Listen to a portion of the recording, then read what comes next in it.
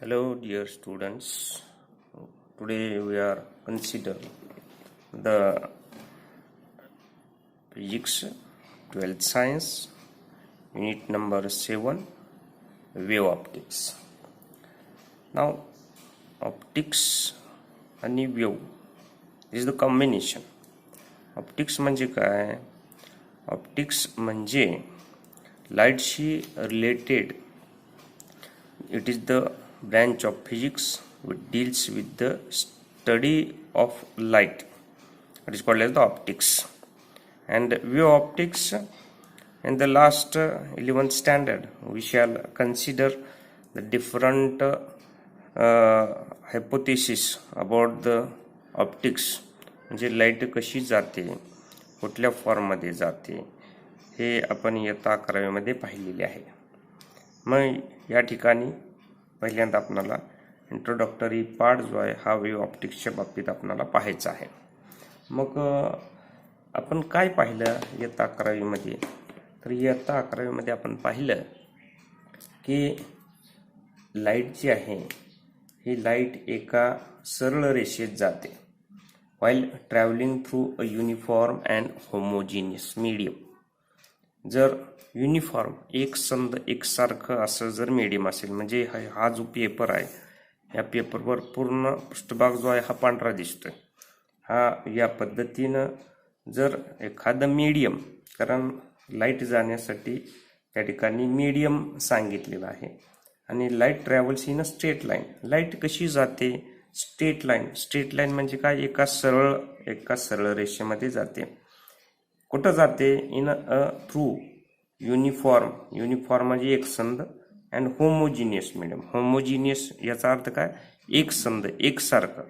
म्हणजे तिथं जर हवा असेल पूर्णतः तर तिथं पूर्ण हवाच असेल, एकसारखी अशी हवा असेल, याला म्हटलं जातं होमोजिनियस मीडियम. पुढे आहे the path of light is called as a ray of light. म्हणजे लाईट जी आहे ही लाईट कशी जाते? एका सरळ रेषेत जाते, हा अशी. याला म्हणतो आपण path of a ray of light.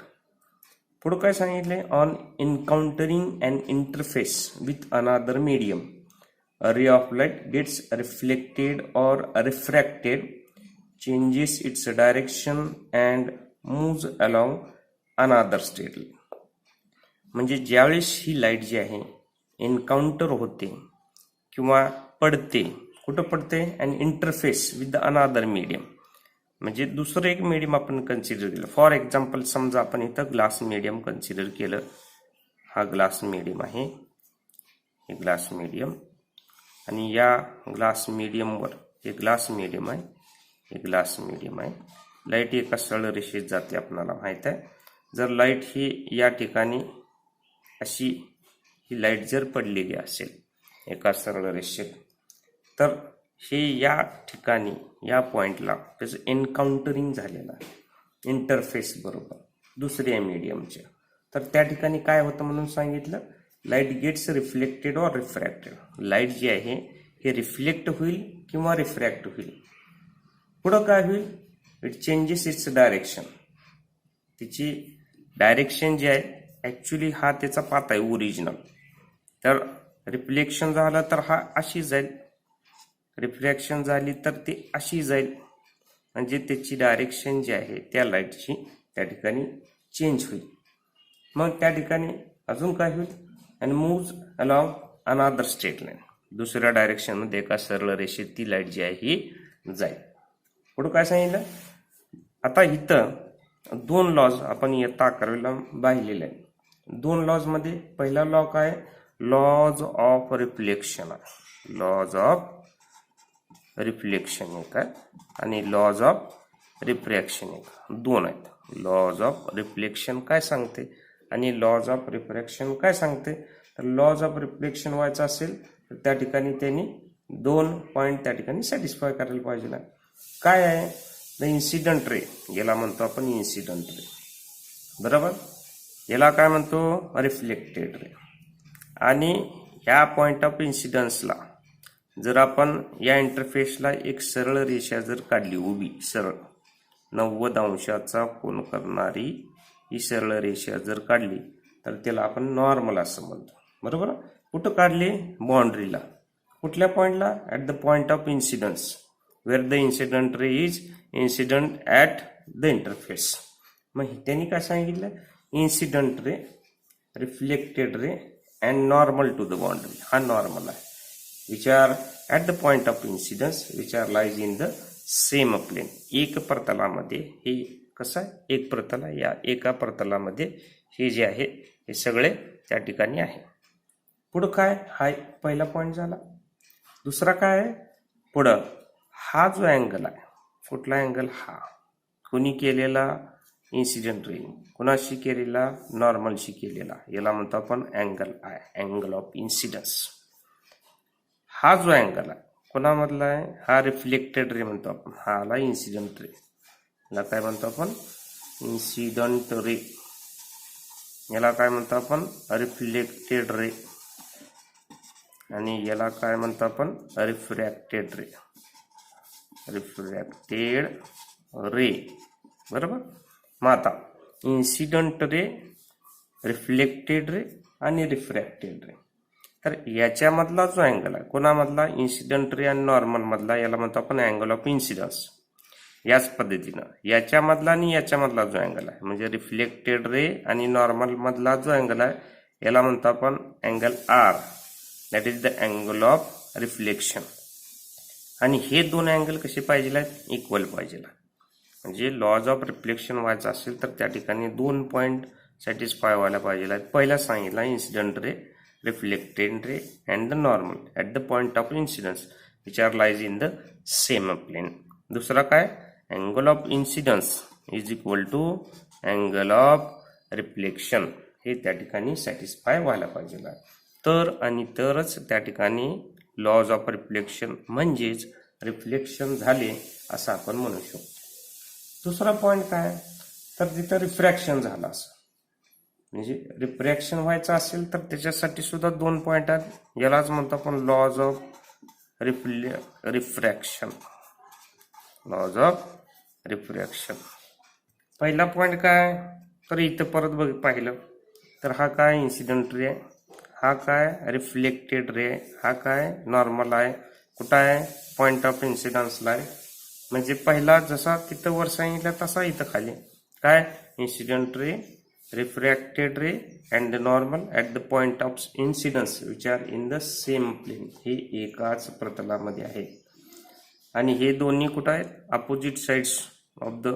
मगाशी पण आहे incident ray, reflected ray are opposite sides of the normal.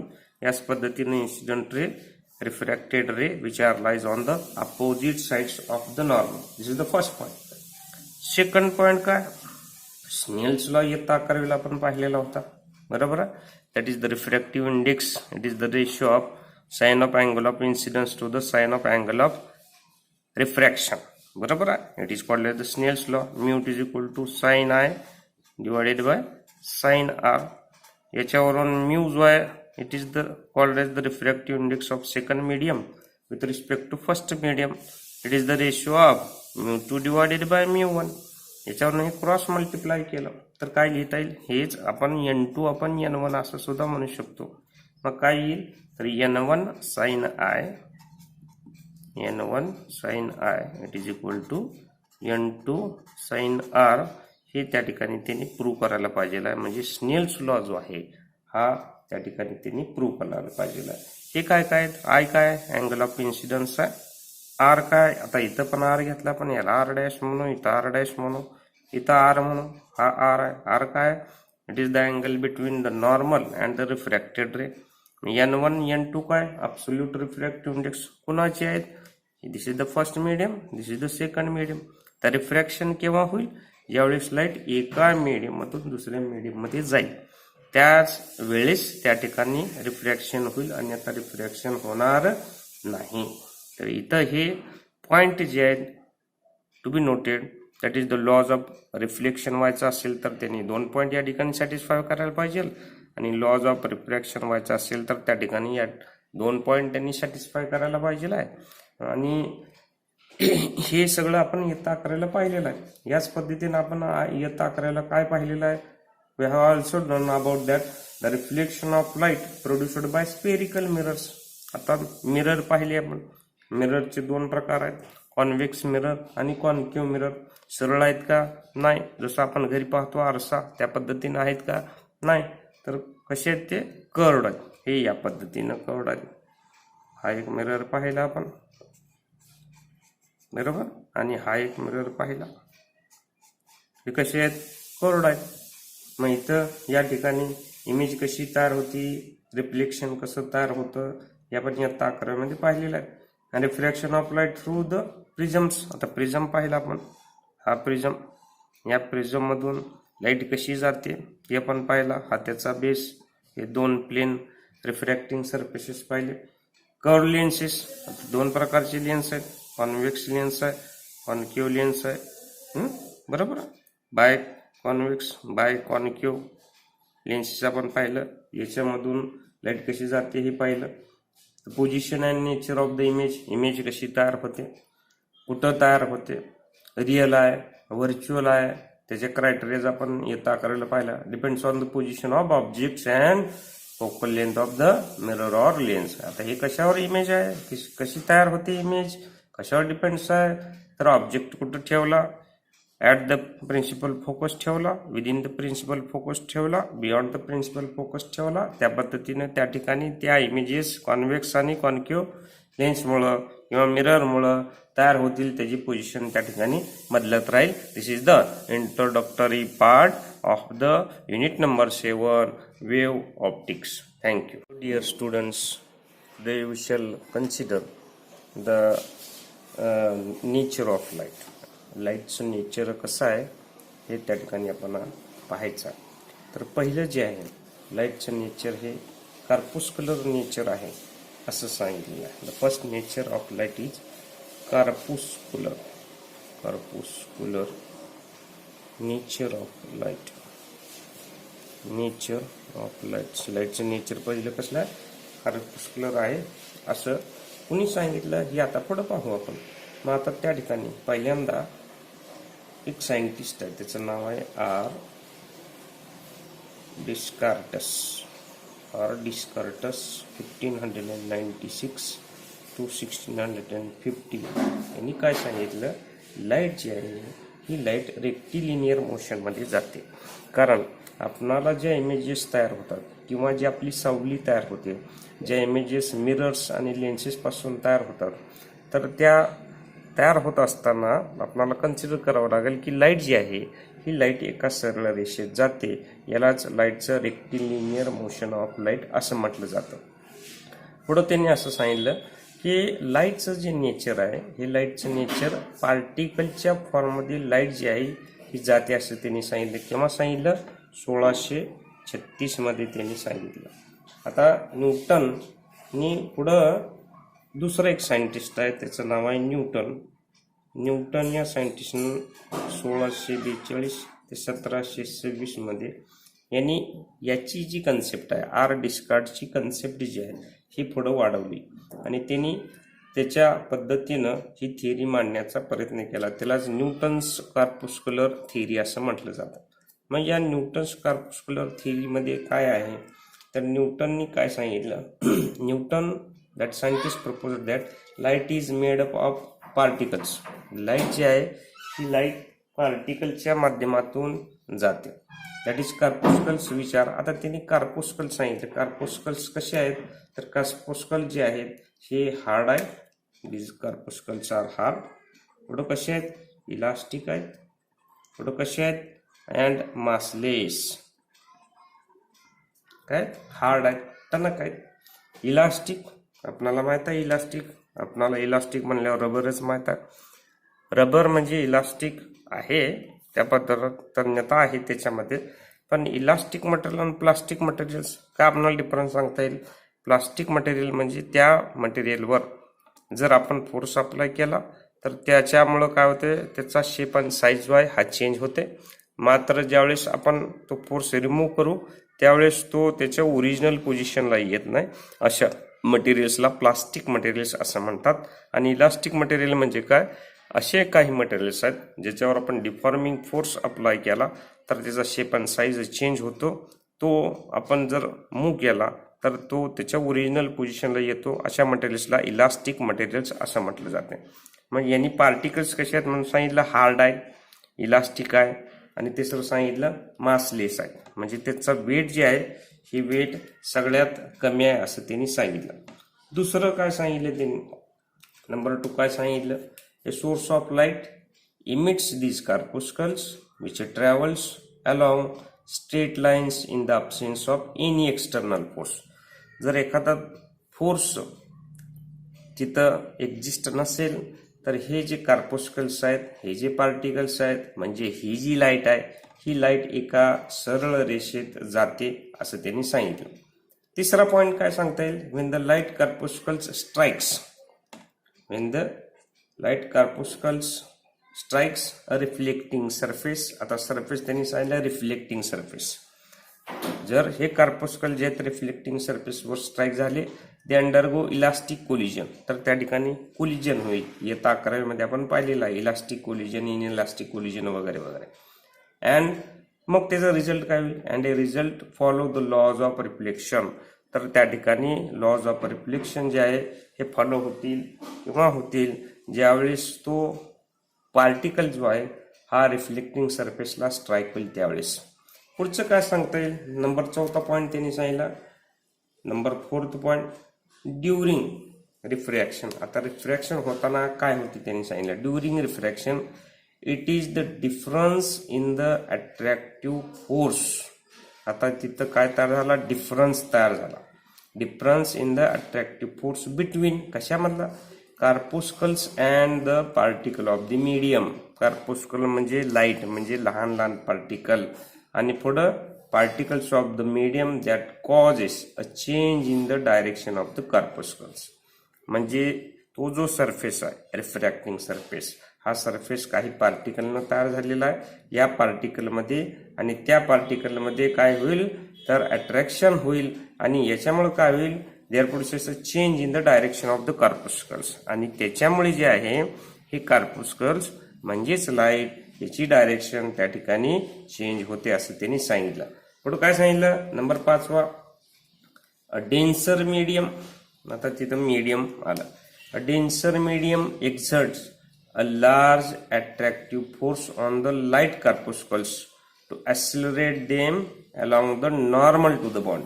याचा अर्थ काय होते, तर डेन्सर मीडियम जे पार्टिकल तयार झालेले आहेत आणि हे लाईट कार्पोस्कल्स जे आहेत ह्याच्यामध्ये फोर्स ऑफ अट्रॅक्शन सगळ्यात जास्त असतो, जेणेकरून त्याची डायरेक्शन जे आहे त्या कार्पोस्कलची त्या ठिकाणी चेंज होते. दस न्यूटन्स थेरी प्रेडिक्टेड दॅट. मग आता हे सगळ्यात महत्वाचं कन्क्लुजन सांगितलं न्यूटननं. काय सांगितलं, न्यूटन्स थेरी प्रेडिक्टेड दॅट. त्यांनी प्रेडिक्ट केलं, भाष्य केलं, काय केलं, the speed of light in denser medium would be higher than that in the rarer medium. म्हणजे स्पीडचा लाईट डेन्सर मीडियम मध्ये जास्त आहे कशापेक्षा, रेअरर मीडियम पेक्षा. दिस कॉन्ट्राडिक्ट्स द एक्सपेरिमेंटल ऑब्झर्वेशन. आता हे कॉन्ट्राडिक्शन आलं म्हणजे आपल्याला सांगता येईल, म्हणजे थोडक्यात आपण असं म्हणल्यासारखं होईल, जर हवे म्हणजे लाईट जो आहे लाईटची व्हेलॉसिटी ग्लासमध्ये, ग्लास जे डेन्सर मीडियम आहे आणि एअर जे हे रेअरर मीडियम, ग्लासमध्ये ह्याची व्हेलॉसिटी ही जास्त आहे एअरपेक्षा. म्हणजे ग्लास जो आहे हा डेन्सर मीडियम आलं, एअर जे ही रेअरर मीडियम आलं. पुढं काय सांगितलं त्यांनी, नंबर 6 इन दिस थिअरी. या थिअरीमध्ये त्यांनी सांगितलं light of different colours corresponds to corpuscles of different sizes. आपल्याला लाईटचे वेगवेगळे कलर्स दिसतात. कशामुळे दिसतात, तर कार्पोस्कलचा साईज हा एकसारखा नाही. या कार्पोस्कलचे साईज हे वेगवेगळे आहेत, त्याच्यामुळं त्या ठिकाणी आपल्याला लाईटचे जे वेगवेगळे कलर्स आहेत हे वेगवेगळ्या त्या कार्पोस्कलच्या साईजमुळे आपल्याला दिसतात. Newton's perform several experiments in optics. न्यूटननं कितीतरी एक्सपेरिमेंट्स ऑप्टिक्स मधले केले आणि त्यांनी एक्सप्लेन केलं. their result is based on this theory. आणि या थिअरीचा कुठल्या न्यूटन्स कार्पोस्कुलर थिअरीचा आधार घेऊन त्यांनी वेगवेगळे रिझल्ट त्या ठिकाणी सांगितले. मग आता हे जॉमेट्रिकल ऑप्टिक्स द स्टडी म्हणजे थोडक्यात हे कार्पुस्कल जे आहेत हे कसे जातात, एका सरळ रेषेत जातात म्हणजे रेच्या फॉर्म मधून जातात, म्हणजे त्या ठिकाणी रे ऑप्टिक्स तयार होते, म्हणजे जॉमेट्रिकल ऑप्टिक्स तयार होते. म्हणजे the study of optical phenomena under the assumption that it travels in a straight line as a ray is called as the ray optics or geometrical optics. The study of optical phenomena, optical फेनॉमेनाचा study केला कशा, तर रेच्या फॉर्ममधून किंवा light ज्या सरळ रेषेत जाते त्या फॉर्ममधून जर स्टडी केला तर त्याला आपण रे ऑप्टिक्स किंवा जॉमेट्रिकल ऑप्टिक्स असं म्हणतो. जे इयत्ता 11वीमध्ये आपण रे ऑप्टिक्स किंवा जॉमेट्रिकल ऑप्टिक्स या पाहिलेलं आहे. The laws of reflection and refraction and the formation of images that we studied in earlier standards, that is in the 11th standard. Laws of reflection refraction जे आहे आपण त्या ठिकाणी पाहिलेलं आहे. आता पुढे बघायचं आपल्याला, this is the first nature of light, it is called as the corpuscular nature of the light. Second, it is called as the wave nature of light. आता कुठला आहे, वेव्ह नेचर, कार्पस्क्युलर नेचर आपण पाहिलं. हे 6 त्यांनी एक्सप्लेन केले, 6-7 अझम्पशनच्या माध्यमातून त्यांनी कार्पस्क्युलर थिअरी कुणी न्यूटननं एक्सप्लेन करायचा प्रयत्न केलेला आहे. आता पुढं वेव्ह नेचर. आता याच्यामध्ये ज्या डिफिकल्टीज आल्या कशामध्ये, तर ह्या कार्पस्क्युलर थिअरी ऑफ लाईटमध्ये ते एक्सप्लेन करायचा प्रयत्न जो आहे या वेव्ह नेचरनं केलेला. इट वॉज प्रपोज्ड बाय, हे थिअरी कोणी सांगितले, तर it was proposed by Dutch physicist C Huygens. कोणी एक्सप्लेन केलं, C हायजेन्स.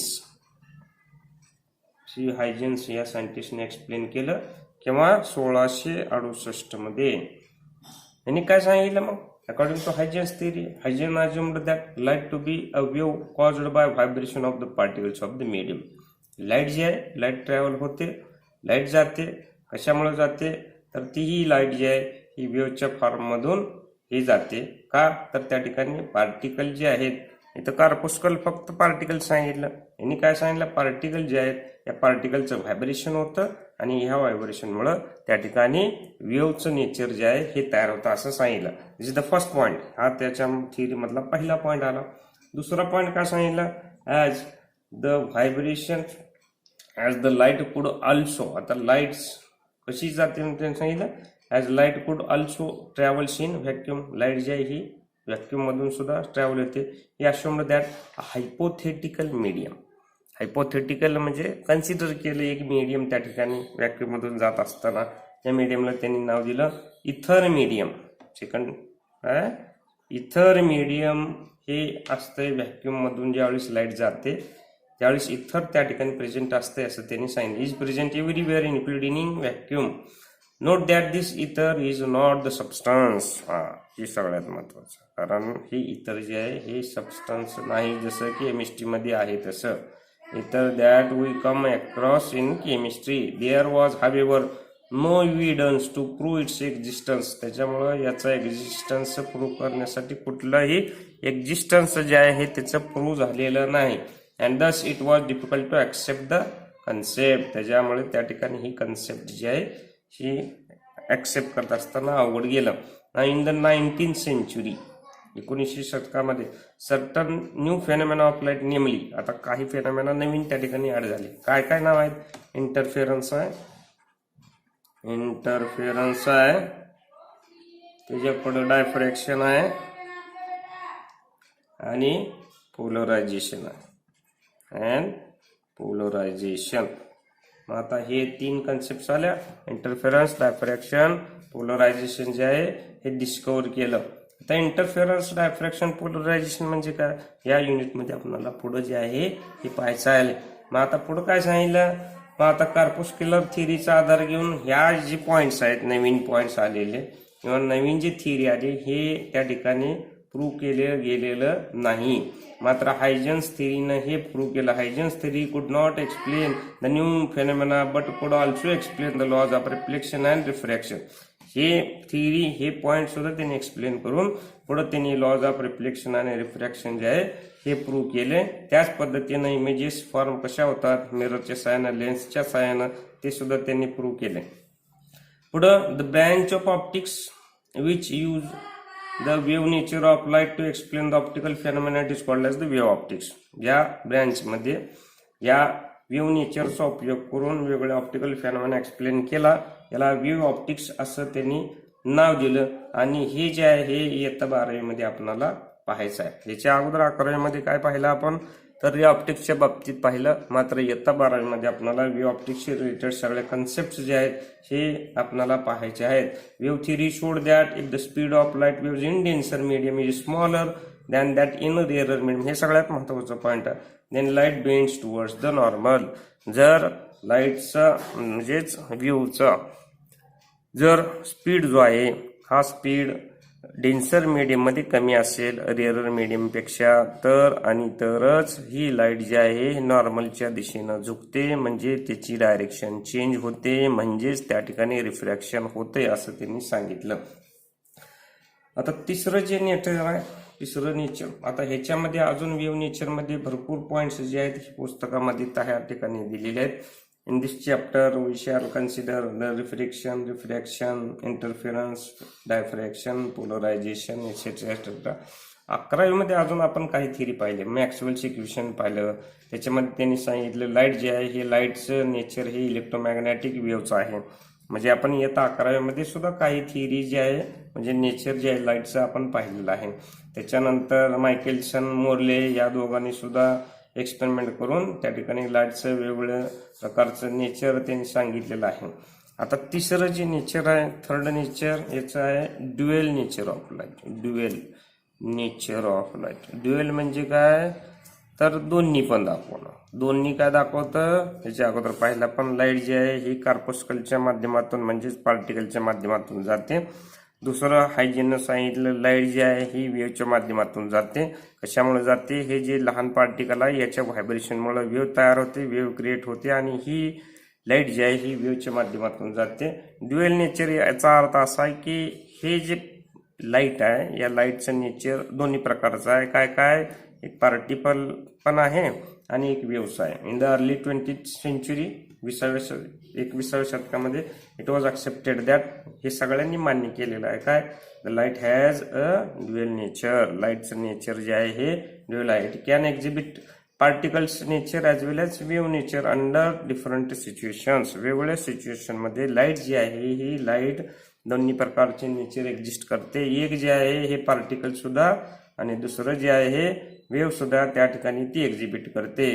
Particles of light are called photons. This is the important. Particles, फोटॉनची कन्सेप्ट त्यांनी सांगितली. फोटॉन्स काय, particles of light are called photons. We will learn more about it in next unit number 15.